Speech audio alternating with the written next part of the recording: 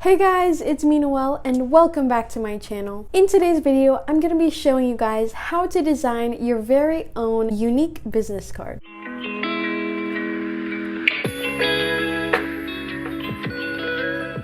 Before you come at me and say, Noelle, business cards are so outdated. I totally understand. I'm sure business cards were super common and popular 10-20 years ago, but I still think there's something charming about having a physical artifact you can hand people. It's a great business tool and could be that extra little incentive someone needs to give you a call or reach out. So in this video, I'm going to be showing you how I created 2 different business cards in one of my favorite programs, Adobe Illustrator. And of course, I will also be using my handy Wacom One tablet. I hope you guys have been enjoying my Wacom One series so far, and without further ado, let's get into it.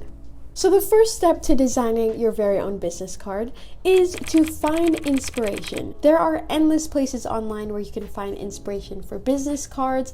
I really like to use Pinterest. There's also this really cool website I discovered recently called moo.com. I've never used Moo before, but I know they specialize in business cards, postcards, any kind of printing service, and they just have really cool, sleek looking designs, so I really like to get inspiration from here. They even have this inspiration section on their website and this article highlighting different business cards of different illustrators and designers out there.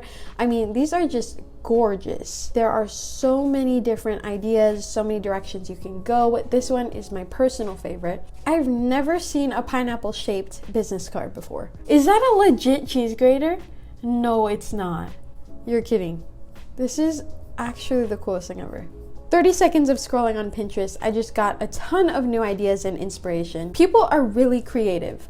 I'm just gonna say that. Step 2, after gaining some inspiration, you want to decide what your business card is for and what you want on it. Are you advertising yourself as a freelancer or your small business? The most common things that people include are their name, contact info like their email and phone number, social media handles. So once you've decided what you want on your business card, who you're advertising, it's time to jump into Illustrator and start making it. I'm gonna open a new file, and the standard size for a traditional business card is 3.5 inches by 2 inches. Most business cards I've seen are double-sided. Because I want both a front and back for this first one, I'm gonna go to Edit Artboards and then just click this little plus sign to add a new artboard. I don't really love how it's right next to it, so I'm gonna go to Rearrange All and change the order to Arrange by Column. This first one I'm gonna design, it's gonna be my personal business card for my freelance graphic design work. I already have my logo and kind of brand identity figured out. I'm gonna drop in a few assets on the canvas side and then we'll get started. So I'm not actually going to be putting my face on my business card. The reason I have this picture is so that I can use the eyedropper tool to correctly match the colors. I really want it to be in line with the brand that I already created. Using the rectangle tool, I'm going to fill in the artboards with a different color. I'm going to pick up this cream colored background. Now that we have our background color, I'm going to simply drag my pre-made logo onto the front side of the business card. I like that. Simple, great so far, but I think it would look really cool if I had it kind of bleeding off of the edges a little bit.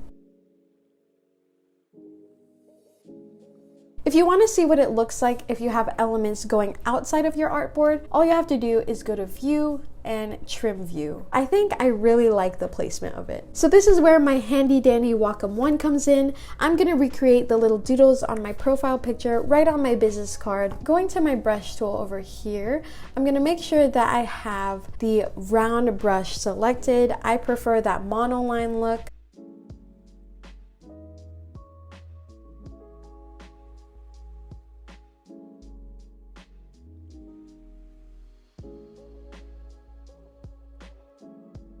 So for now, I think I'm done designing the front of the card. Now let's move on to text. I would argue that your text is the most essential thing on your business card. You want to make sure that it's legible and has all the necessary information in order for your audience to contact you. There are so many places you can put text on business cards, so many creative ways you could display it, but I think for this one, I'm going to put all the text in the bottom left corner. You want to create visual hierarchy, so starting with the most important information that you want your audience to remember most at the top, going down to the least important information. I want people to remember my name first and foremost, so I'm gonna put that at the top. And since that's the most important thing, I want to distinguish it somehow. So either putting it in a different font, making it bold, making it bigger. For me, my most important channels of contact are my Instagram and my email, so I'm gonna put those first. And finally, my website and my phone number. I also forgot to mention a super important detail. If you're creating this business card for yourself as a freelancer, for example, you want to make sure you include your title so people know what kind of services you provide. I feel like you can have a little more fun with the placement of this one. You don't have to necessarily put it in line with the other ones, so I'm going to put it on the right-hand corner. This is a little detail. My first name is Jolie Noel, but I prefer it when people call me Noel, so I'm going to put this in a different color.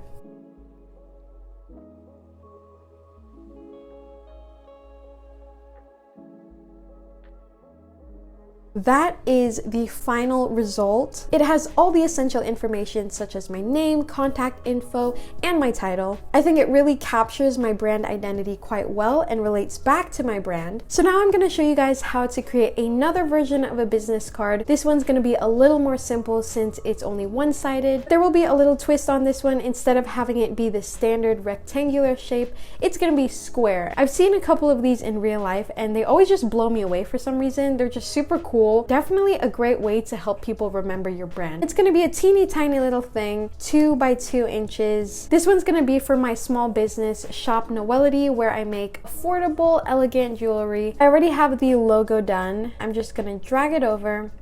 Oh, that's ginormous. I am going to keep the background of this white. I think it goes pretty well with my brand. And for this one, I'm going to show you guys a fun way to place your text. Instead of having it in one kind of paragraph text block, we're going to put the information on the edges of the artboard. Because this is my Instagram shop, of course, I'm going to put my Instagram handle. And changing the orientation to make it go down vertically, this one is going to sit right here on the left-hand side. I'm going to do the same thing on the right side, but with my email. And for the top and bottom edges, I think I'm going to add a short description of what my shop is, what I do, kind of like a short little tagline.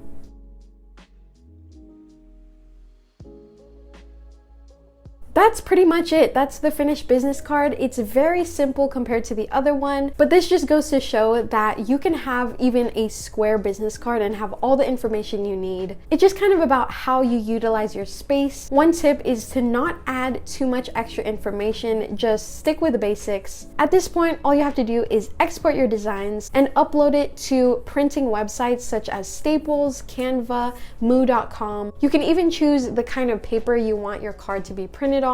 And just like that, you elevated your business and made it that much more professional. I feel like taking that extra step to create your own business card can really connect your business to your audience and add that relational aspect. I really hope this video was helpful for you guys. As always, thank you so much for watching, and I'll see you in the next one. Bye!